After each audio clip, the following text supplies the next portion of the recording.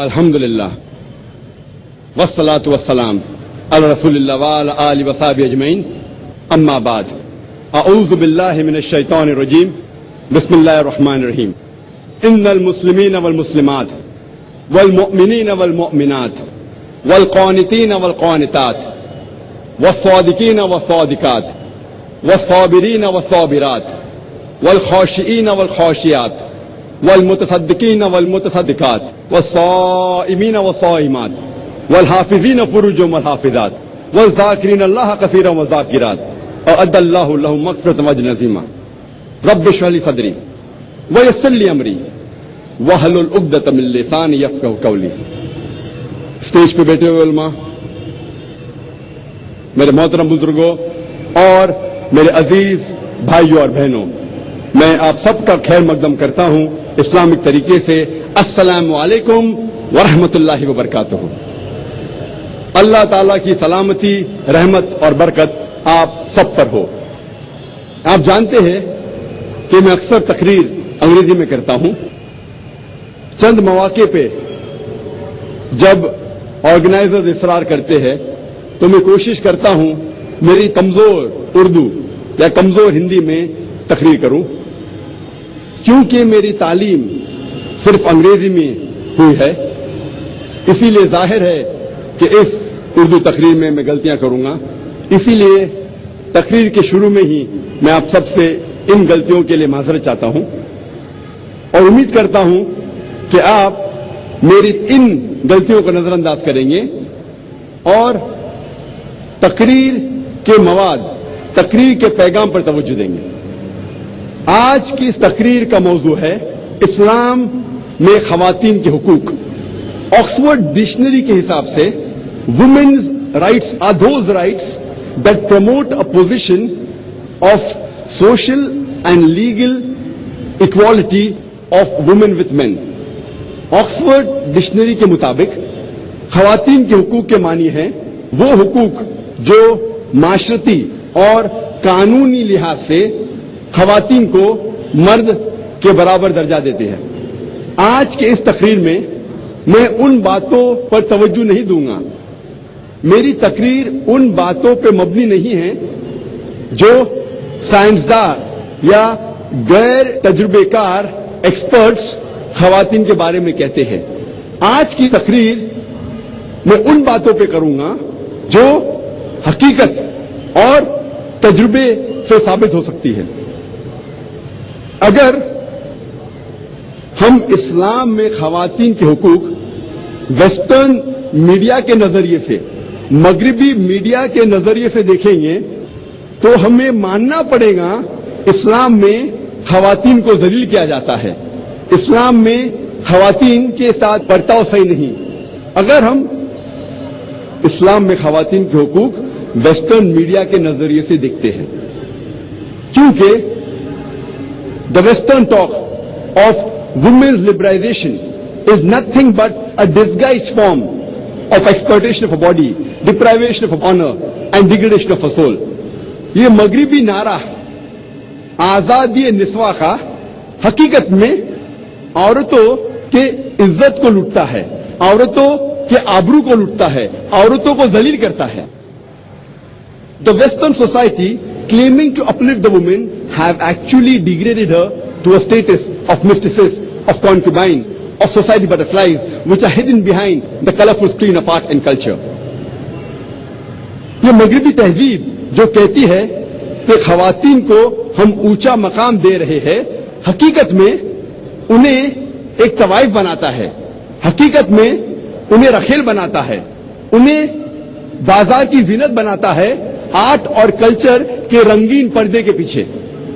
इस्लाम ने अल्हम्दुलिल्लाह 1400 साल पहले खवातीन को अपने हुकूक दिए। वो दौर अय्यामुल जहलिया कहलाता था। जब कुरान शरीफ नाजिल हुआ वो दौर को कहते थे अय्यामुल जहलिया, द डेज ऑफ इग्नोरेंस। उस वक्त अल्हम्दुलिल्लाह इस्लाम ने खवातीन को अपने हुकूक दिए। आज की दुनिया की आबादी में से तकरीबन 20 से 25% मुस्लिम हैं और कई मुख्तलिफ मुस्लिम माशरे हैं। कुछ इस्लाम के करीब है, کچھ اسلام سے دور ہے۔ اسلام میں خواتین کے حقوق کو جاننے کے لیے ہمیں مسلم معاشرے کو نہیں دیکھنا چاہیے، مسلمانوں کی طرف نہیں دیکھنا چاہیے۔ اگر صحیح طریقے سے آپ جاننا چاہتے ہیں اسلام میں خواتین کے حقوق کیا ہے، ہمیں تحقیق کرنا چاہیے اسلام کے مذہب کتاب کی، جو بنیادی کتابیں ہیں اسلام میں، اس کو ہمیں پڑھنا چاہیے جاننے کے لیے اسلام میں خواتین کے حقوق کیا ہے۔ اسلام میں بنیادی کتابیں ہیں قرآن اور صحیح حدیث۔ قرآن اور صحیح حدیث کبھی بھی آپس میں نہیں ٹکرائیں گے۔ میں جانتا ہوں کہ اس موضوع پہ اسلام میں خواتین کے حقوق اکثر کئی بار علماؤں کا اختلاف ہے۔ اس کی وجہ ہے کیونکہ کئی بار ایک قرآن مجید کی آیت کو دیکھتے ہیں اور باقی سارے آیتوں کو نظر انداز کرتے ہیں۔ اگر قرآن مجید کو ایک ساتھ میں پڑھا جائے گا مکمل طور پہ تو جتنے بھی اختلاف ہے اکثر یہ اختلاف دور ہو جائیں گے۔ اگر کوئی 2-3 رائے ہے تو صحیح رائے جاننے کے لیے ہمیں دیکھنا چاہیے صحیح حدیث میں اس کی تفسیر کیا ہے۔ اگر یہ اختیار کیا جائے تو انشاءاللہ جتنے بھی اختلاف ہے وہ مٹ جائیں گے۔ اسلام میں مرد اور عورت کا درجہ برابر ہے، لیکن برابر درجے کا مطلب یہ نہیں کہ عورت اور مرد ہو بہو ہے۔ عورت اور مرد کا درجہ اسلام میں برابر ہے، لیکن اس کا مطلب یہ نہیں کہ عورت اور مرد ہو بہو یکساں ہے، کیونکہ اللہ سبحانہ و تعالیٰ نے عورت اور مرد کو فزیولوجیکلی ڈفرنٹ بنایا ہے، بایولوجیکلی ڈفرنٹ بنایا ہے، سائیکولوجیکلی ڈفرنٹ بنایا ہے، فزیکلی ڈفرنٹ بنایا ہے۔ جسمانی طور پہ عورت اور مرد الگ ہے، ذہنی طور پہ الگ ہے، depending upon the make up. جس طریقے سے اللہ سبحانہ و تعالیٰ نے مرد اور عورت کو الگ طریقے سے بنایا ہے، اسی طریقے سے ان کا رول جو ہے وہ علیحدہ ہے، ڈفرنٹ ہے۔ آج کی اس تقریر اسلام میں خواتین کے حقوق کو میں نے 6 حصوں میں بانٹا ہے۔ اسلام میں خواتین کے روحانی حقوق، اسلام میں خواتین کے معاشی حقوق، اسلام میں خواتین کے معاشرتی حقوق، اسلام میں خواتین کے تعلیمی حقوق، اسلام میں خواتین کے قانونی حقوق اور اسلام میں خواتین کے سیاسی حقوق۔ ہم پہلے غور کریں گے اسلام میں خواتین کے روحانی حقوق پر۔ اکثر غیر مسلم کو یہ غلط فہمی ہے کہ اسلام میں جنت صرف مردوں کے لیے ہے، خواتین جنت میں جا ہی نہیں سکتے، ان کی یہ غلط فہمی ہے۔ یہ غلط فہمی کو دور کرنے کے لیے قرآن مجید کی ایک آیت ہی کافی ہے۔ اللہ تعالیٰ فرماتے ہیں سورہ نساء میں سورہ نمبر 4 آیت نمبر 124 میں وَمَن يَعْمَلْ مِنَ الصَّالِحَاتِ مِنْ ذَكْرٍ وَأُنثَىٰ، مطلب اگر آپ میں سے کوئی بھی شخص چاہے عورت یا مرد ہو اور وہ اچھے اعمال کرتا ہے اور وہ مومن ہے تو انشاءاللہ وہ جنت میں جائیں گا اور اس کے ساتھ کوئی بھی ناانصافی نہیں ہوگی۔ اللہ تعالیٰ فرماتے وَمَن يَعْمَلْ مِنَ الصَّالِحَاتِ مِنْ ذَكْرٍ وَأُنثَىٰ، کہ اللہ تعالیٰ کوئی بھی شخص ہو چاہے مرد یا عورت اگر اچھے اعمال کرتا ہے اور مومن ہے تو انشاءاللہ جنت میں جائیں گا۔ اللہ تعالیٰ اس پیغام کو پھر سے دہراتے ہیں سورہ نحل میں سورہ نمبر 16 آیت نمبر 97 میں کہ اگر آپ میں سے کوئی بھی شخص چاہے مرد ہو یا عورت اگر اچھے کام کرتا ہے اور ایمان رکھتا ہے اسے انعام دیا جائے گا۔ اللہ تعالیٰ فرماتے سورہ نساء میں سورہ نمبر 4 آیت نمبر 1 سورہ نمبر 4 آیت نمبر 1 یا ایھا الناس اتقوا ربکم الذی خلقکم من نفس واحدہ وخلق منها زوجہا، اے انسانوں اپنے رب سے ڈرو جس نے تمہیں ایک جان سے بنایا ہے اور اس جان سے اس کے جیسا جوڑا بنایا ہے۔ اس سے یہ ثابت ہوتا ہے کہ وہی جان سے جس سے آدمی بنا ہے اسی سے بنی ہے عورت، یعنی روحانی طور پہ عورت اور مرد یکساں ہے۔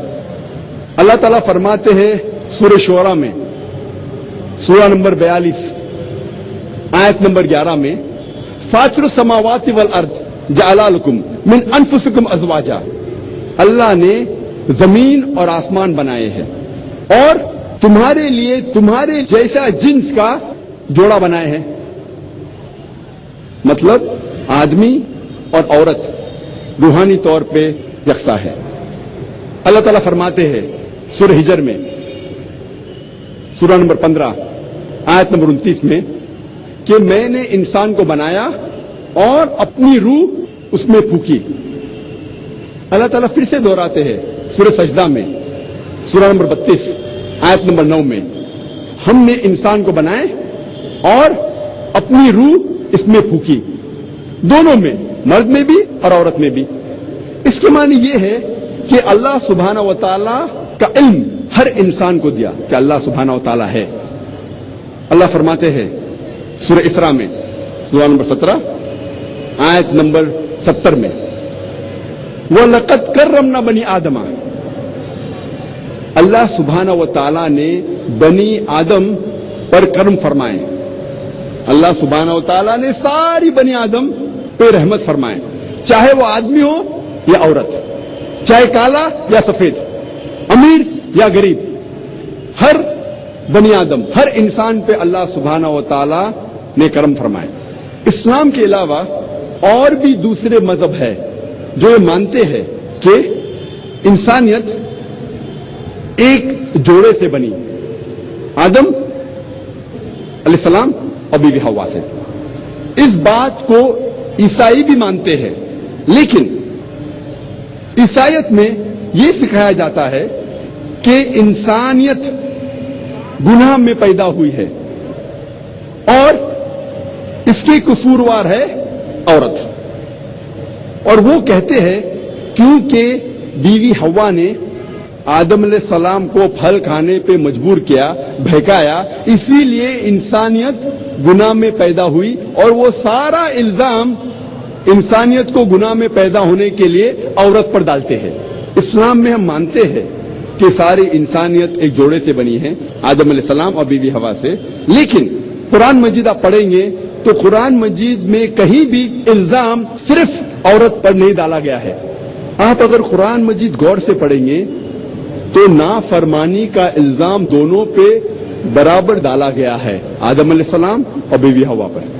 قرآن میں اللہ تعالیٰ فرماتے سورہ اعراف میں، سورہ نمبر 7 آیت نمبر 19 سے 27 تک، اللہ سبحانہ و تعالی اس قرآن میں کم سے کم آدم علیہ السلام اور بی بی حوا کا ذکر، دونوں کا ذکر 1 درجن سے زیادہ بار کرتے ہیں ان آیتوں میں، اور اس میں کہتے ہیں کہ دونوں نے اللہ سبحانہ و تعالی کی نافرمانی کی، دونوں نے توبہ کی اور اللہ نے دونوں کو معاف کیا۔ الزام دونوں پر برابر لگایا گیا ہے۔ قرآن مجید میں کوئی بھی آیت نہیں ہے جہاں صرف عورت یا صرف بیوی حوا پر الزام لگایا گیا ہے، لیکن قرآن مجید میں ایک آیت ہے سورہ طہ میں، سورہ نمبر 20 آیت نمبر 121، جہاں صرف آدم علیہ السلام کا ذکر ہوتا ہے اور کہا جاتا ہے کہ آدم علیہ السلام نے اللہ کی بات نہیں مانی۔ لیکن اگر آپ قرآن کو مکمل طور سے پڑھیں گے تو الزام دونوں پر برابر ہے، عورت اور مرد پہ، آدم علیہ السلام اور بیوی حوا پر۔ اور جب ہم پڑھتے ہیں بائبل، عیسائیت کی کتاب، اس میں لکھا ہے بک آف جینیسس میں چیپٹر نمبر 3، اس میں لکھا ہے کہ اللہ سبحانہ و تعالی عورت کو ایک سزا دیتے ہیں، ایک دنڈ دیتے ہیں، اور جو یہ پریگننسی ہے، حمل ٹھہرنا، ایک عورت کے لیے سزا ہے۔ بائبل میں لکھا ہے بک آف جینیسس میں چیپٹر نمبر 3 ورس نمبر 16 میں کہ میں تیرا درد بھرا حمل بڑھاؤں گا، خدا کہتا ہے عورت سے، اور تو درد میں بچوں کو جنم دیں گی، میں تیرا درد بھرا حمل بڑھاؤں گا اور درد میں تو بچے جنیں گی، اور تیری خواہش تیرے شوہر کی ہوگی۔ تو اس سے یہ پتا لگتا ہے کہ pregnancy is a Chris on the woman. حمل ٹھہرنا ایک سزا ہے عورت کے لیے. لیکن جب ہم قرآن مجید پڑھتے ہیں, قرآن میں اللہ تعالیٰ فرماتے ہیں سورہ نساء میں سورہ نمبر 4 آیت نمبر 1 میں, respect the womb that bore you, عزت کرو اس کوکھ کی جس نے تمہیں جنم دیا. اللہ تعالیٰ فرماتے ہیں سورہ انعام میں سورہ نمبر 6 آیت نمبر 151 میں کہ آپ اپنے والدین کی عزت کرو, نیک سلوک کرو. اللہ تعالیٰ فرماتے ہیں سورہ لقمان میں سورہ نمبر 31 آیت نمبر 14 میں کہ ہم نے انسان کے لیے فرض کیا ہے کہ وہ اپنے والدین سے حسن سلوک کرے, اور آپ کی والدہ نے درد کے بعد درد سے آپ کو پیٹ میں سنبھالا اور 2 سال تک دودھ پلایا. اللہ تعالیٰ فرماتے ہیں سورہ احقاف میں سورہ نمبر 46 آیت نمبر 15 میں وَيَسَّرْنَا الْإِنسَانَ بِوَالِدَيْهِ احسانا, ہم نے فرض کیا ہے انسانیت پر کہ وہ اپنے والدین سے حسن سلوک کرے, اور تمہاری والدہ نے مشکل سے تمہیں پیٹ میں سنبھالا اور درد کے ساتھ جنم دیا. جب ہم قرآن مجید پڑھتے ہیں ہمیں پتہ لگتا ہے کہ پریگننسی اپلفٹس اے وومن, کیونکہ عورت انسان کو جنم دیتی ہے اسی لیے اس کی عزت اور اٹھائی گئی ہے, نہ کہ اسے نیچے کیا گیا ہے. اور اللہ سبحانہ و تعالی کے نزدیک جنس, سیکس کبھی بھی کرائیٹیریا نہیں ہے, کبھی بھی معیار نہیں ہے کسی کو عزت دینے کے لیے یا نیچے گرانے کے لیے. انسان کو جانچنے کا معیار قرآن مجید میں دیا گیا ہے سورہ حجرات میں سورہ نمبر 49 آیت نمبر 13 میں, جہاں اللہ سبحانہ و تعالیٰ فرماتے ہیں یا ایھا الناس انا خلقناکم من ذکر و انثی وجعلناکم شعوبا وقبائل لتعارفوا ان اکرمکم عند اللہ اتقاکم ان اللہ علیم خبیر. اے انسانوں, ہم نے تمہیں ایک مرد اور ایک عورت کے جوڑے سے بنایا ہے اور تمہیں قبیلوں اور برادری میں بانٹا ہے تاکہ آپ ایک دوسرے کو پہچان سکے, نہ کہ آپ ایک دوسرے سے نفرت کریں. اور آپ میں سے سب سے بہتر انسان وہ ہے جو تقوی رکھتا ہے. اللہ کے نزدیک انسان کو جانچنے کا معیار جنس نہیں ہے, رنگ نہیں ہے, پیسہ نہیں ہے, لیکن ہے تقوی, اللہ کا خوف, تقوی, پائٹی, گاڈ کانشیسنیس, رائچسنیس, نیکی. اور جنس کبھی بھی معیار نہیں ہے اللہ سبحانہ و تعالیٰ کے لیے کہ وہ کسی کو سزا دے یا کسی کو ریوارڈ دے, کسی کو انعام دے. اللہ تعالیٰ فرماتے سورہ آل عمران سورہ نمبر 3 آیت نمبر 195 میں اللہ تعالیٰ فرماتے میں کبھی بھی کسی بھی شخص چاہے وہ عورت ہو یا مرد ہو میں اس کے اعمال کو ضائع نہیں کروں گا کیونکہ یہ دونوں ایک دوسرے کے برابر ہے. اللہ تعالیٰ فرماتے ہیں سورہ احزاب میں سورہ نمبر 33 آیت نمبر 35 میں, جس سے میں نے تقریر کو شروع کیا, اس میں اللہ سبحانہ و تعالی مرد اور عورت کی روحانی طور پہ جو ڈیوٹیز ہے اس کو بیان کیے ہیں. اللہ تعالیٰ فرماتے ہیں سورہ احزاب میں سورہ نمبر 33 آیت نمبر 35 میں ان المسلمین والمسلمات, بے شک مسلم مرد اور عورتوں کے لیے, والمومنین والمومنات, ایمان والے مرد اور عورتوں کے لیے, والقانتین والقانتات, فرما بردار مرد اور عورتوں کے لیے, والصادقین والصادقات, سچے مرد اور عورتوں کے لیے, والصابرین والصابرات, صبر کرنے والے مرد اور عورتوں کے لیے, والخاشعین والخاشعات, خشوع اختیار کرنے والے, اللہ کے نزدیک جھکنے والے مرد اور عورتوں کے لیے, والمتصدقین والمتصدقات, صدقہ دینے والے مرد اور عورتوں کے لیے, والصائمین والصائمات, روزہ رکھنے والے مرد اور عورتوں کے لیے.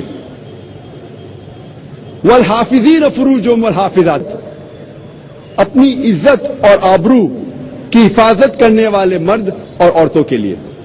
والذاکرین اللہ کثیرا والذاکرات، اللہ کی بے حد تعریف اور ذکر کرنے والے مرد اور عورتوں کے لیے. اعد اللہ لہم مغفرۃ واجر عظیما، اللہ نے ان کے لیے بے حد انعام رکھا ہے اور مغفرت رکھی ہے. جب ہم قرآن مجید کا مطالعہ کرتے ہیں ہمیں پتہ لگتا ہے کہ روحانی طور پہ مرد اور عورت کا درجہ ایک ہے. اب ہم تذکرہ کریں گے اسلام میں خواتین کے معاشی حقوق. اسلام نے خواتین کو معاشی حقوق مغربی ممالک سے کم 1300 سال پہلے دیے. اسلام میں 1400 سال پہلے بالغ عورت کو حق ہوتا ہے کہ وہ اپنی جائیداد بیچے یا خریدے بنا کسی کو پوچھ کے. مغرب ممالک میں سب سے پہلے انگلینڈ میں 1870 میں ایک شادی شدہ عورت کو حق دیا گیا تھا زمین خریدنے کو یا بیچنے کے لیے، جائیداد خریدنے کے لیے یا بیچنے کے لیے بنا اپنے شوہر سے پوچھے ہوئے. اس کا نام تھا میرڈ وومنز پراپرٹی ایکٹ، اور اس کو تبدیل کیا گیا تھا 1882 میں اینڈ 1887 میں. سب سے پہلی بار اسلام نے یہ حق عورت کو مغربی ملک سے 1300 سال پہلے دیے. اسلام میں عورت نوکری کر سکتی ہے وہ جو شریعت اسے اجازت دیتی ہے. کوئی بھی قرآن میں آیت نہیں ہے یا صحیح حدیث نہیں ہے جو حلال کام کرنے سے عورت کو روکتی ہے، لیکن اسے اپنے حجاب کو مینٹین کرنا چاہیے. حجاب کو اختیار کرتے ہوئے اگر نوکری کرنا چاہے تو کر سکتی ہے. اگر ایسا کوئی کام ہے جو اسے حجاب کرنے سے روکتا ہے تو وہ نوکری، وہ کام صحیح نہیں، وہ ان اسلامک ہے، غیر اسلامک ہے. وہ کام جو جسم کی نمائش کرتا ہے، مثال کے طور پہ ڈانسنگ، فلم ایکٹنگ، ماڈلنگ، یہ سارے کام حرام ہیں. بہت سے کام جو مرد کے لیے حرام ہے وہ عورت کے لیے بھی حرام ہے. مثال کے طور پہ شراب خانہ میں کام کرنا، جوئے کے اڈے میں کام کرنا، غیر اسلامک کام کرنا، یہ سارے کام دونوں کے لیے حرام ہے، مرد کے لیے بھی عورت کے لیے بھی. اور عورت گھر میں سلائی کر سکتی ہے، پوٹری برتن بنا سکتی ہے، آفسوں میں کام کر سکتی جہاں علیحدہ انتظام ہے مرد اور خواتین کے لیے. Islam does not agree with intermingling of sexes. وہ کام جس میں مرد اور عورت گھل مل کے کام کرے یہ کام صحیح نہیں. عورت تجارت بھی کر سکتی ہے لیکن اگر نامحرم کے ساتھ کوئی چیز ہے تو محرم کے ذریعے کرے، والد کے ذریعے، بھائی کے ذریعے، شوہر کے ذریعے یا بیٹے کے ذریعے. اگر ہم صحیح اسلامک معاشرہ چاہتے ہیں تو کچھ خواتین کو ٹیچر بنانا ہمارے لیے ضروری ہے، نرس بنانا ضروری ہے، ڈاکٹر بنانا ضروری ہے. اگر میں چاہتا ہوں کہ میری بیوی حجاب کرے، میری والدہ حجاب کرے، تو ہمیں دیکھنا چاہیے کہ کچھ خواتین ہمارے معاشرے میں کم از کم نرس بنے، کم از کم ڈاکٹر بنے، گائنیکولوجسٹ بنے. لیکن اسلام میں خواتین معاشی طور سے بڑے ذمہ ہیں، ان کے اوپر کوئی فائنینشیل obligation نہیں ہے. فائنینشیل obligation اسلام میں، معاشی ذمہ داری اسلام میں مرد کی ہے.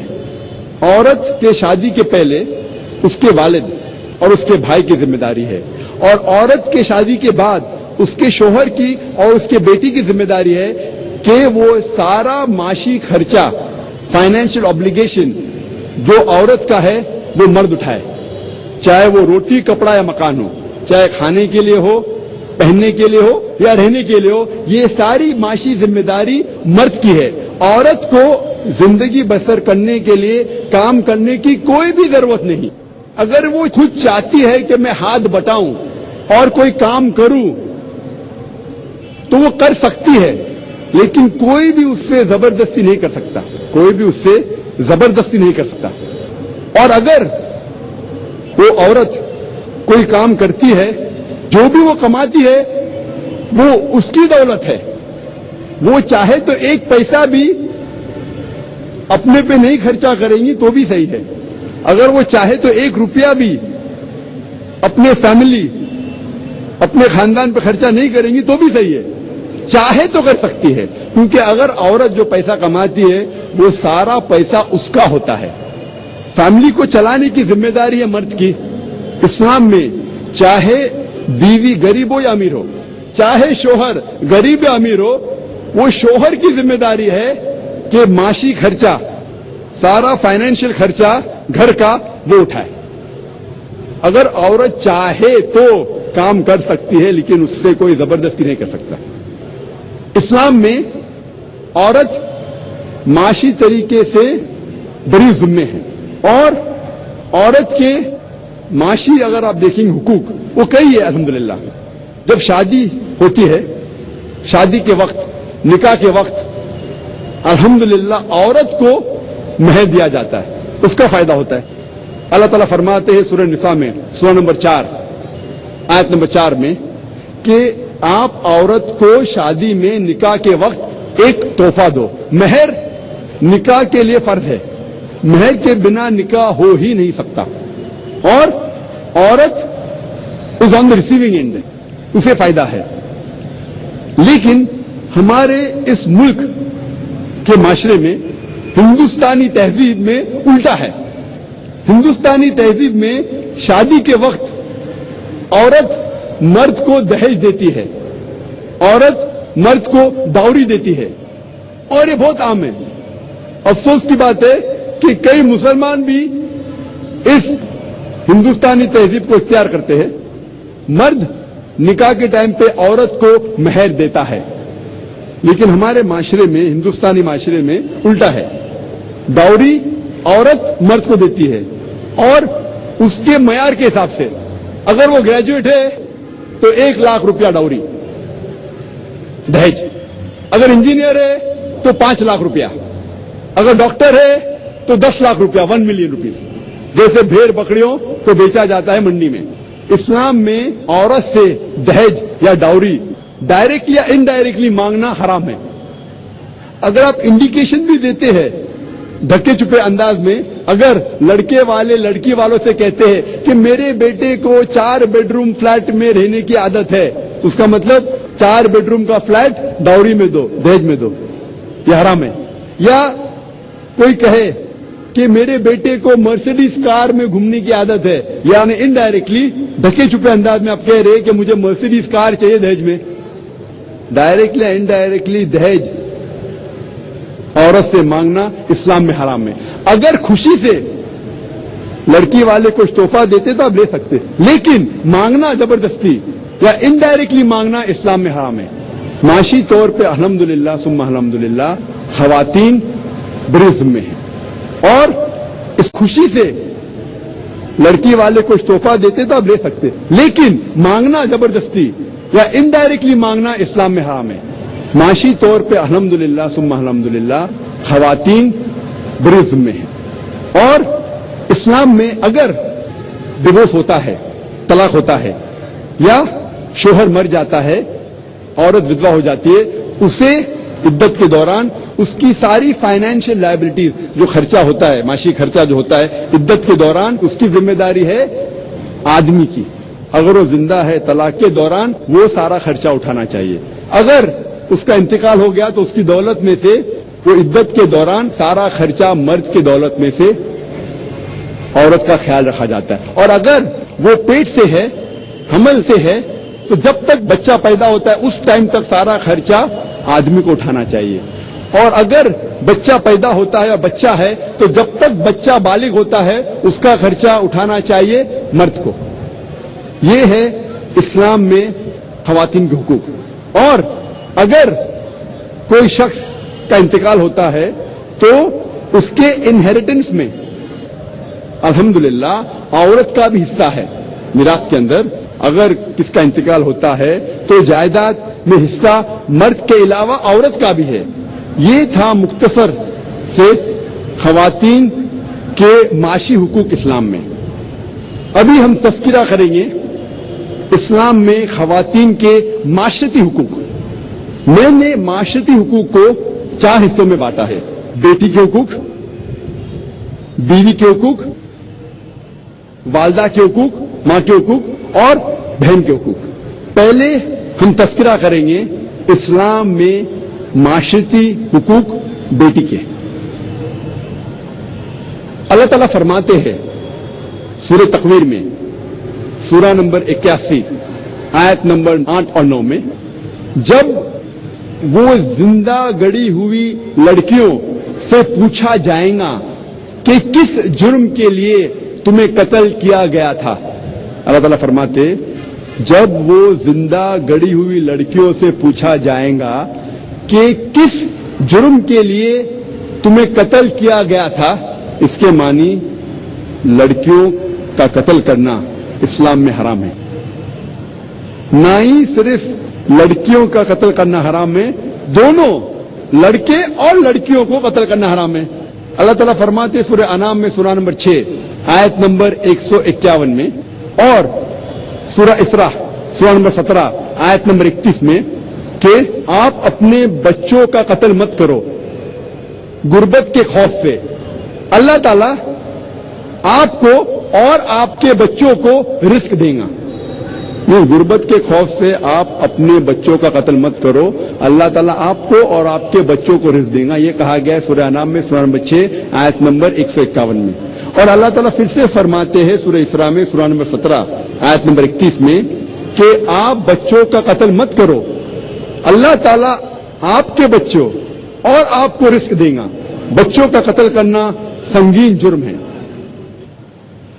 اسلام میں نہ ہی صرف بچوں کا قتل کرنا جرم ہے، خصوصاً لڑکیوں کا، لیکن جب آپ کو پتہ لگتا ہے کہ کوئی لڑکی پیدا ہوئی اور آپ افسوس کرتے ہیں، اسلام میں اس کی ممانعت ہے. اگر آپ افسوس کرتے ہیں کہ آپ کے گھر میں کوئی لڑکی پیدا ہوئی، یہ بھی اسلام میں غلط ہے. اللہ تعالیٰ فرماتے سورہ نحل میں سورہ نمبر 16 آیت نمبر 58 اور 59 میں، جب کوئی شخص کو خوشخبری ملتی ہے کہ اس کے گھر میں ایک لڑکی پیدا ہوئی اور اس کا منہ چھوٹا ہو جاتا ہے، اسے افسوس ہوتا ہے، وہ اپنا چہرہ باقی لوگ سے چھپاتا ہے اور سوچنے لگتا ہے کیا میں اس لڑکی کو ذلت کی زندگی جینے دوں یا اسے زندہ دفن کروں. کتنی گھنونی سوچ ہے. تو صرف افسوس کرنا کہ ایک لڑکی آپ کے گھر میں پیدا ہوئی، یہ بھی اسلام میں ایک جرم ہے، اس کی ممانعت ہے. اور اللہ کے رسول محمد صلی اللہ علیہ وسلم فرماتے ہیں، صحیح حدیث ہے احمد بن حنبل کی، جلد نمبر 1 حدیث نمبر 2104 میں اللہ کے رسول فرماتے ہیں، اگر کوئی بھی شخص اپنے 2 بیٹیوں کو اچھے طریقے سے پرورش کرتا ہے جب تک وہ بالغ ہو جاتی ہے، تو آخرت کے دن میں وہ شخص میرے اتنے قریب رہے گا. اور 2 انگلی اپنے ایسا کرتے اتنے قریب. اور ایک حدیث ہے جو ابن ماجہ کی، جہاں اللہ کے رسول فرماتے کہ کوئی بھی شخص اگر 2 لڑکیوں کی پرورش کرتا ہے، ان کے ساتھ اچھا حسن سلوک کرتا ہے، تو انشاءاللہ وہ جنت میں جائیں گے. اللہ کے رسول نے صرف کہا نہیں کہ لڑکیوں اور لڑکوں کو اچھے طریقے سے پرورش کرنا چاہیے، انہوں نے ایک زندہ مثال پیش کی. ایک وقت جب ایک شخص اپنے بیٹے کو چومتا ہے اور اپنی مانڈی پہ رکھتا ہے، لیکن اپنے بیٹی کے ساتھ وہ نہیں کرتا، تو اللہ کے رسول فرماتے ہیں کہ اس آدمی نے ناانصافی کی، اسے اپنے بیٹی کو بھی چومنا چاہیے اور اپنے دوسرے مانڈی پہ بٹھانا چاہیے. یہ فرض ہے آپ کا. اب ہم تذکرہ کریں گے اسلام میں معاشرتی حقوق بیوی کے. عورت کو شیطان کا ہتھیار کہا جاتا ہے، a weapon of the devil. عورت کو اکثر دیگر مذاہب میں شیطان کا ہتھیار کہا جاتا ہے، لیکن اسلام میں قرآن میں اللہ سبحانہ و تعالیٰ عورت کو محسنہ کہتے ہیں. محسنہ مانی a fortress against the devil, شیطان کے خلاف ایک قلعہ. محمد صلی اللہ علیہ وسلم فرماتے ہیں there is no monasticism in Islam. رہبانیت اسلام میں حرام ہے. اور اللہ کے رسول فرماتے ہیں صحیح بخاری میں جلد نمبر 7 کتاب النکاح چیپٹر نمبر 3 حدیث نمبر 4 میں اے نوجوانوں آپ میں سے جس کے پاس بھی حیثیت ہے نکاح کرنے کی نکاح کرو. مطلب نکاح جلدی کرنا سنت ہے. اور اللہ کے رسول فرماتے ہیں جو کوئی شادی نہیں کیا وہ مجھ میں سے نہیں ہے. یعنی شادی کرنا اسلام میں فرض ہے. اللہ کے رسول فرماتے ہیں جو شخص شادی کرتا ہے وہ آدھا دین مکمل کرتا ہے. سوال جواب کے نشست میں ایک بھائی نے مجھ سے پوچھا تھا ذاکر بھائی اس کا یہ مطلب ہے کہ اگر میں 2 شادی کروں تو پورا دین مکمل ہو جائے گا میرا؟ اللہ کے رسول کیا کہنا چاہتے تھے جب انہوں نے کہا کہ شادی آدھا دین آپ کا مکمل کرتی ہے؟ ہمیں پتا ہے کہ شادی کرنے سے کئی بیماریاں دور ہوتی ہے.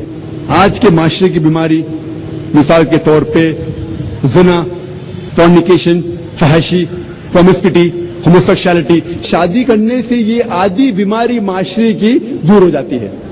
اگر آپ شادی کریں گے تبھی آپ شوہر یا بیوی ہو سکتے. شادی کرنے کے بعد ہی آپ والد یا والدہ ہو سکتے، جو اہم ذمہ داری ہے.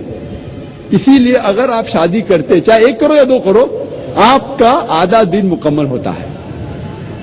اللہ سبحانہ و تعالیٰ فرماتے ہیں کہتے ہیں کہ نکاح ایک میثاق ہے، ایک سیکریٹ کووننٹ ہے، ایک پاک عہد نامہ ہے. اور اللہ فرماتے ہیں سورہ روم میں سورہ نمبر 30 آیت نمبر 21 میں اللہ نے اپنے نشانیوں میں سے تمہارے لیے تمہاری بیوی بنائی ہے تاکہ آپ ان کے ساتھ سکون سے رہ سکو اور آپ دونوں کے درمیان پیار اور محبت ڈالا ہے اللہ تعالیٰ نے. اور اللہ تعالیٰ فرماتے سورہ نساء میں سورہ نمبر 4 آیت نمبر 19 میں کہ عورتوں کو زبردستی اختیار مت کرو. مطلب شادی کے لیے نکاح ہونے کے لیے دونوں کی اجازت ضروری ہے، مرد کی بھی عورت کی بھی. دلہا اور دلہن دونوں کی اجازت ضروری ہے نکاح ہونے کے لیے. اور ایک حدیث میں محمد صلی اللہ علیہ وسلم فرماتے صحیح بخاری کی جلد نمبر 7 کتاب النکاح باب اختیار مت کرو. مطلب شادی کے لیے نکاح ہونے کے لیے دونوں کی اجازت ضروری ہے، مرد کی بھی عورت کی بھی. دلہا اور دلہن دونوں کی اجازت ضروری ہے نکاح ہونے کے لیے. اور ایک حدیث میں محمد صلی اللہ علیہ وسلم فرماتے صحیح بخاری کی جلد نمبر 7 کتاب النکاح باب نمبر 43 حدیث نمبر 69 69. ایک عورت جس کا نام تھا خنسا خادم الانصاریہ وہ محمد صلی اللہ علیہ وسلم کے پاس آتی ہے اور کہتی ہے کہ میرے والد نے میرے مرضی کے خلاف میری شادی ایک آدمی سے کی جسے میں پسند نہیں کرتی. اور اللہ کے رسول نے محمد صلی اللہ علیہ وسلم نے نکاح فسخ کیا، he nullified the marriage. اس کا ذکر احمد بن حنبل میں بھی ہے. اسی لیے اسلام میں نکاح ہونے کے لیے، شادی ہونے کے لیے دونوں کی رضامندی ضروری ہے، آدمی کی بھی عورت کی بھی. اور اسلام میں عورت ایک مالک سے نہیں شادی کرتی تاکہ اسے غلام جیسا برتاؤ کیا جائے. اسلام میں عورت اپنے برابر سے شادی کرتی ہے اور اس کے ساتھ اس کے شوہر کو عزت سے پیش آنا چاہیے. اور اسلام میں ہم عورتوں کو ہاؤس وائف نہیں کہتے، انگلش میں کہتے housewife. She is not married to the house to be called housewife. اسلام میں عورت گھر سے شادی نہیں کرتی کہ اسے کہا جاتا ہے ہاؤس وائف، گھر کی بیوی. In Islam we prefer calling her homemaker. وہ گھر کو بناتی ہے، وہ گھر کی زینت ہے. صحیح لفظ ہے home maker, not house wife. اور اسلام میں اللہ تعالیٰ فرماتے قرآن مجید میں سورہ بقرہ میں سورہ نمبر 2 آیت نمبر 228 میں کہ عورتوں کے حقوق ویسے ہی ہے جیسے مرد کے ہے، لیکن مرد کا ایک درجہ اونچا ہے۔ یہ آیت کے 3-4 الفاظ کو اکثر لوگ غلط لیتے ہیں اور کہتے قرآن میں لکھا ہے کہ آدمی کا درجہ اونچا ہے، اور کہتے الرجال قوامون علی النساء، اللہ کہتا ہے کہ آدمی عورت سے اونچا ہے، اوپر ہے۔ یہ جو آیت وہ کوٹ کر رہے ہیں وہ ہے قرآن مجید کی سورہ نساء کی آیت، سورہ نمبر 4 آیت نمبر 34، جہاں اللہ تعالیٰ فرماتے الرجال قوامون علی النساء، یعنی آدمی عورت کا قوام ہے۔ قوام آتا ہے لفظ اقامہ سے، جب صلاح پڑھنے کے پہلے اقامہ ہوتا ہے مطلب سٹینڈ اپ فار، کھڑے ہونا۔ اسی طریقے سے قوام کے معنی اگر آپ تفسیر طبری پڑھیں گے اس میں قوام کی معنی مرد کے لیے ایک ڈگری ایڈیشنل رسپانسبلٹی ہے، ایک ڈگری زیادہ ذمہ داری ہے۔ اس کا مطلب یہ نہیں کہ ایک ڈگری وہ اونچا ہے کیا دادا گیری کرے، he has got additional responsibility, ایک ڈگری زیادہ ذمہ داری ہے۔ اور قرآن میں آگے اللہ تعالیٰ فرماتے کیونکہ اللہ نے مرد کو عورت سے زیادہ طاقت دی، اس کی وجہ بھی فرماتے اللہ تعالیٰ۔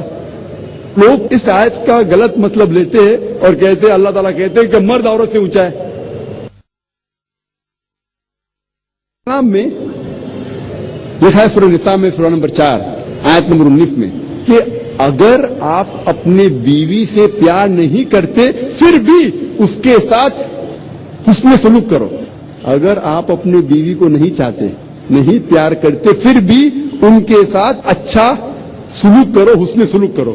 اور اللہ کے رسول فرماتے ہیں کہ آپ لوگ میں سے سب سے بہتر انسان وہ ہے جو اپنے فیملی کا خیال رکھتا ہے، خصوصاً اپنی بیوی۔ جو آدمی اپنی بیوی کا خیال رکھتا ہے، اللہ کے رسول کہتے وہ سب سے بہتر انسان ہے۔ اب ہم تذکرہ کریں گے اسلام میں معاشرتی حقوق ماں کے۔ اللہ سبحانہ تعالیٰ فرماتے سورہ اسراء میں سورہ نمبر 17 آیت نمبر 23 اور 24 میں اللہ تعالیٰ فرماتے انسانوں سے کہ آپ صرف میری عبادت کرو۔ انسانوں سے کہتے تم صرف میری عبادت کرو اور اپنے والدین سے حسن سلوک کرو۔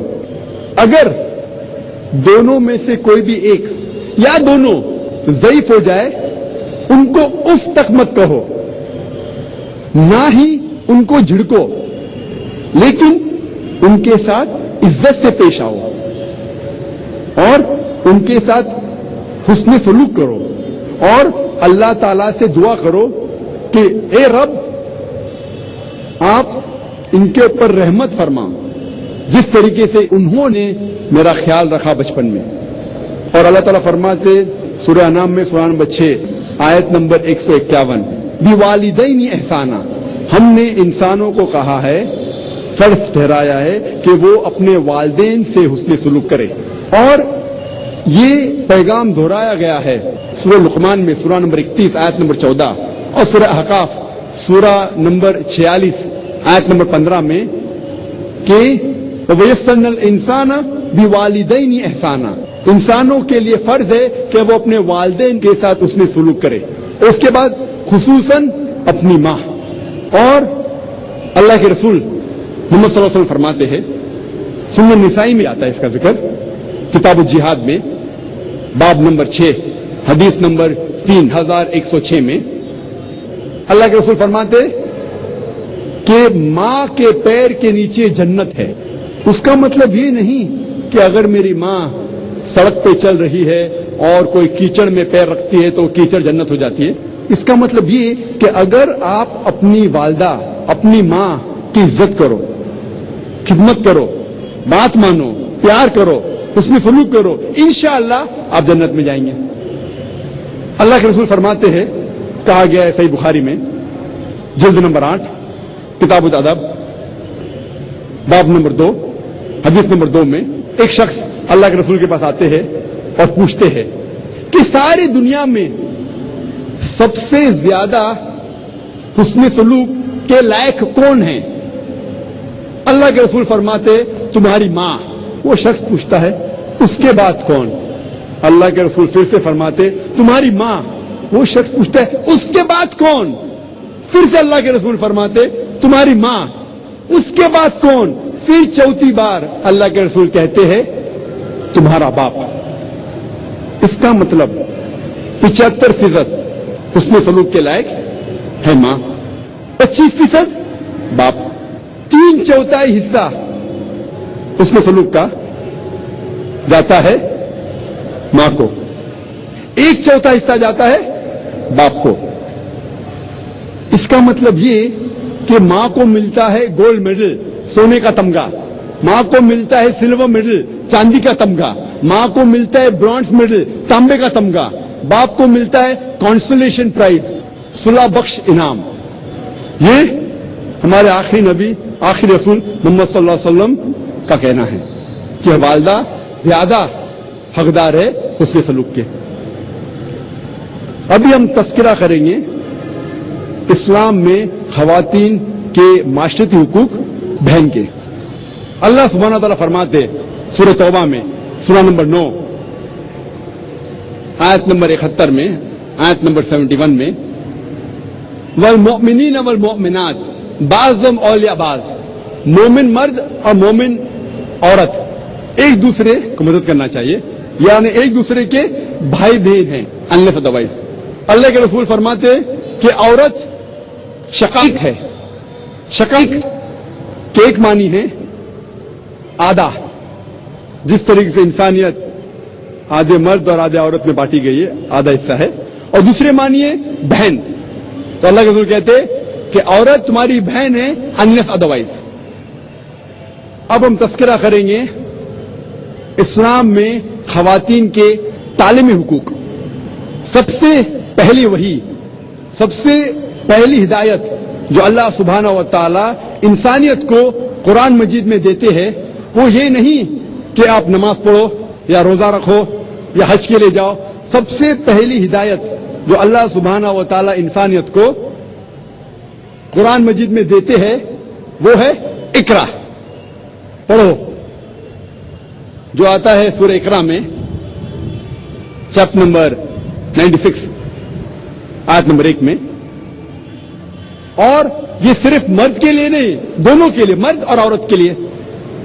اور اللہ کے رسول فرماتے ہیں کئی حدیث میں، اس کا ذکر ابن ماجہ میں بھی ہے، حدیث نمبر 224 میں اللہ کے رسول محمد صلی اللہ علیہ وسلم فرماتے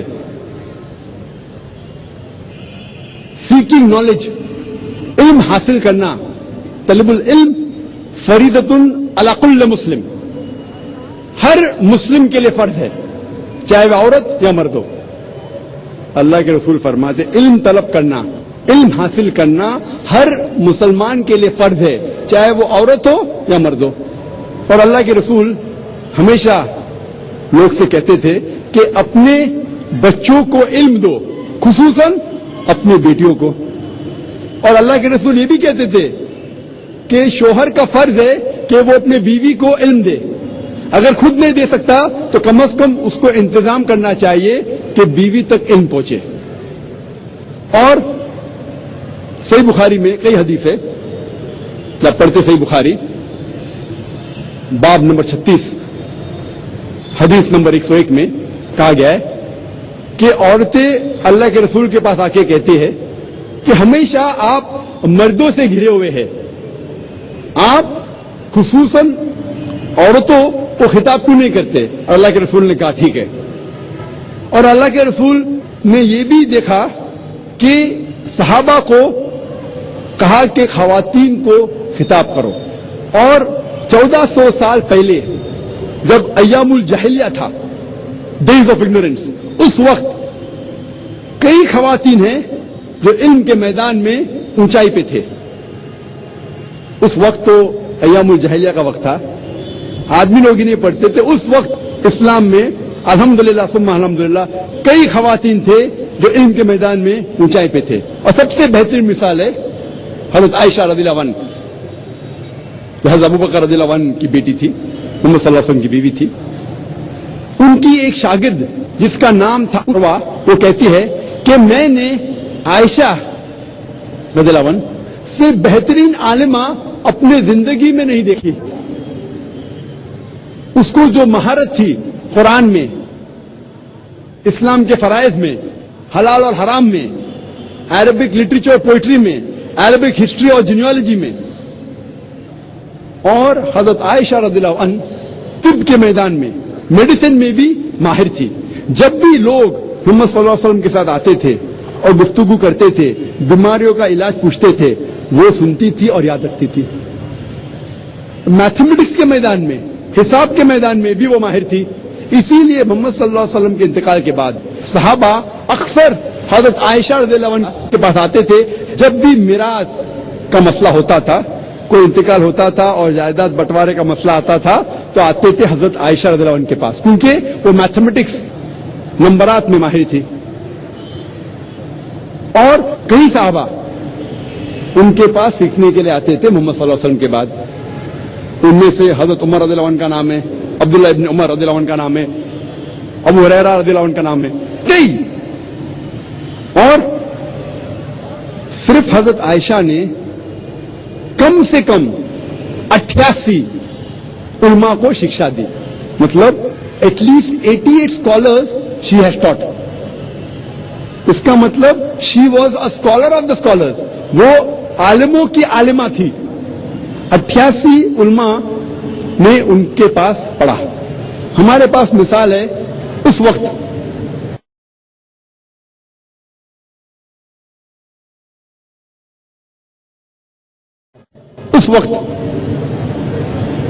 حضرت صفیہ کی رضی اللہ عنہ جو محمد صلی اللہ علیہ وسلم کی بیوی تھی. امام نووی کہتے ہیں کہ حضرت صفیہ رضی اللہ عنہ وہ بہت ذہین تھی. ہمارے پاس مثال ہے ام سلمہ کی رضی اللہ عنہ. ہمارے پاس مثال ہے ام سلیم کی جو حضرت انس رضی اللہ عنہ ان کی والدہ تھی. وہ ماہر تھی حدیث میں اور کہا جاتا تھا کہ وہ بہت ذہین تھی. ہمارے پاس مثال ہے سیدہ نفیسہ کی رضی اللہ عنہ جو تاریخ کہتی ہے کہ کئی علماء کو انہوں نے سکھایا اور ان کے شاگرد امام شافعی بھی تھے. ہمارے پاس مثال ہے ام درداء کی رضی اللہ عنہ جو ابو درداء رضی اللہ عنہ کی بیوی تھی. اور امام بخاری اپنے صحیح میں کہتے ہیں کہ وہ حدیث میں ماہر تھی. کئی مثال ہے. آپ سوچ سکتے ایام الجاہلیہ کے وقت کئی خواتین تھے جو علم کے میدان میں ماہر تھے. اب ہم تذکرہ کریں گے اسلام میں خواتین کے قانونی حقوق. اسلام میں قانونی اعتبار سے مرد اور عورت برابر ہے. اللہ تعالیٰ فرماتے سورہ بقرہ میں سورہ نمبر 2 آیت نمبر 178 اور 179 میں اللہ تعالیٰ فرماتے کہ قصاص میں جب ڈیتھ پینلٹی حد کی سزا ہوتی ہے تو عورت اور مرد کے لیے وہی سزا ہے. اگر کوئی عورت مرد کا قتل کرتی ہے اس کے لیے سزائے موت ہے. اگر کوئی مرد عورت کا قتل کرتا ہے اس کے لیے بھی سزائے موت ہے، اور کوئی عورت مرد کا قتل کرتی ہے اس کے لیے بھی سزائے موت ہے. سزا دونوں کے لیے یکساں ہے. اور لکھا ہوا ہے صحیح بخاری میں جلد نمبر 9 کتاب الادیات میں باب نمبر 4 حدیث نمبر 15 میں کہ ایک یہود ایک بچی کا قتل کرتا ہے، اس کے سر کو کچلتا ہے پتھر کے ذریعے. محمد صلی اللہ علیہ وسلم فوراً اس یہود کو بھی وہی سزا دیتے ہیں، سزائے موت. اس کا سر کچلا جاتا ہے پتھر کے ذریعے. ہمارے پاس مثال ہے حضرت عمر کی رضی اللہ عنہ. اس دور میں کئی آدمی مل کے ایک عورت کا قتل کرتے ہیں اور حضرت عمر رضی اللہ عنہ وہ سارے مرد کو سزا دیتے ہیں قتل کی، قتل کے بدلے قتل. اسلام میں اگر کوئی جسم کا بھاگ حصے کو چوٹ پہنچتی ہے، چاہے وہ آنکھ ہو، ناک ہو، منہ ہو، ہاتھ ہو، جو سزا مرد کو ملتی ہے وہی سزا عورت کو ملتی ہے. سزا یکساں ہے. اور اگر کوئی قاتل کو کوئی رشتہ دار معاف کرنا چاہتا ہے دیا پیسہ لے کے تو اس کو اختیار ہے. وہ رشتہ دار چاہے مرد ہو یا عورت ہو، اس کو قاتل کو معاف کرنے کا حق ہے اور کوئی بھی اسے روک نہیں سکتا. اسلام میں قانونی طور پہ دونوں مرد اور عورت کی سزا یکساں ہے. اللہ تعالیٰ فرماتے سورہ مائدہ میں سورہ نمبر 5 آیت نمبر 38 میں اگر کوئی چوری کرتا ہے چاہے وہ مرد ہو یا عورت, اس کے لیے سزا ہے ہاتھ کاٹنا. چوری کی سزا دونوں کے لیے یکساں ہے, چاہے مرد ہو یا عورت ہو, ہاتھ کاٹنا. اللہ تعالیٰ فرماتے ہیں سورہ نور میں سورہ نمبر 24 آیت نمبر 2 میں, اگر کوئی زنا کرتا ہے چاہے وہ عورت ہو یا مرد ہو, دونوں کے لیے سزا ہے 100 کوڑے. زنا کی سزا غیر شادی شدہ مرد یا عورت زنا کرتے ہیں تو قرآن مجید میں اس کی سزا ہے 100 کوڑے, چاہے وہ عورت ہو یا مرد ہو. اسلام میں عورت کو شہادت دینے کا بھی حق ہے, گواہی دینے کا حق ہے. اسلام میں کئی مذاہب میں عورت گواہی دے نہیں سکتی, اسلام میں ہے. اور اسلام میں اللہ تعالیٰ فرماتے سورہ نور میں سورہ نمبر 24 آیت نمبر 4 میں, اگر کوئی شخص کوئی عورت کے عزت کے بارے میں کہتا ہے, بہتان لگاتا ہے, if he lays an allegation against the chastity of the woman, عورت کے عزت کے بارے میں کچھ غلط کہتا ہے, اس کے آبرو کے بارے میں, اور اگر وہ 4 گواہ پیش نہیں کر سکتا تو اسے 80 کوڑے ملتے ہیں, 80 کوڑے, اور آئندہ اس کی گواہی نہیں مانی جائیں گی. آج کے معاشرے میں کئی لوگ کھلم کھلا گالی دیتے, ماں کے اوپر بہن کے اوپر. اسلام میں اگر کوئی الزام لگاتا ہے کوئی خاتون کی عزت یا آبرو کے بارے میں, اور اگر 4 گواہ پیش نہیں کر سکتا اسے 80 کوڑے. اور اسلام میں خواتین کی حفاظت کی جاتی ہے. اور جب عورت شادی کرتی ہے مغربی معاشرے میں وہ اختیار کرتی ہے اپنے شوہر کا نام. اسلام میں شی ہیز این آپشن, وہ اپنا پرانا نام بھی رکھ سکتی ہے, اپنے والد کا نام بھی رکھ سکتی ہے, اسے اختیار ہے. یہ تھا ان بریف مختصر سا اسلام میں خواتین کے قانونی حقوق. ہم آخر میں تذکرہ کریں گے اسلام میں خواتین کے سیاسی حقوق. اللہ تعالیٰ فرماتے سورہ توبہ میں سورہ نمبر 9 آیت نمبر 71 میں, والمؤمنین والمؤمنات بعضهم اولیاء بعض, مومن مرد اور عورت ایک دوسرے کی مدد کرنا چاہیے, معاشری طور پہ بھی اور سیاسی طور پہ بھی. اور اللہ فرماتے ہیں سورہ ممتحنہ میں سورہ نمبر 60 آیت نمبر 12 میں, محمد صلی اللہ علیہ وسلم سے کہتے, اے رسول جب خواتین عورتیں تمہارے پاس آئیں گی بیعت لے کے. اسلام میں جو بیعت ہے وہ ماڈرن سسٹم آف ووٹنگ سے کئی اونچا ہے. ماڈرن سسٹم آف ووٹنگ میں ووٹ کرتے ہیں اسٹیٹس مین کو ٹو رن دا اسٹیٹ, وہ چنتے ہیں ملک کے لیے حکومت کرنے کے لیے. اسلام میں جب خواتین محمد صلی اللہ علیہ وسلم سے بیعت لیتی ہے, نہ ہی وہ مانتی ہے کہ محمد صلی اللہ علیہ وسلم اللہ کے رسول تھے, وہ یہ بھی مانتے ہیں کہ he was a statesman, politically سیاسی طور پہ وہ صدر تھے, امیر تھے. تو اسلام میں خواتین کو بھی ووٹ کرنے کی اجازت ہے. اور ایک واقعہ ہے جس میں حضرت عمر رضی اللہ عنہ وہ مسجد میں سوچ رہے تھے صحابہ کے ساتھ کہ وہ مہر کی حد طے کرنا چاہیے. خواتین کافی مہر پوچھ رہی تھی, حد طے کرنا چاہتا تھا. اور یہ حدیث ہے, کچھ لوگ کہتے ہیں ضعیف ہے لیکن اکثر علماء کہتے ہیں کہ صحیح حدیث ہے.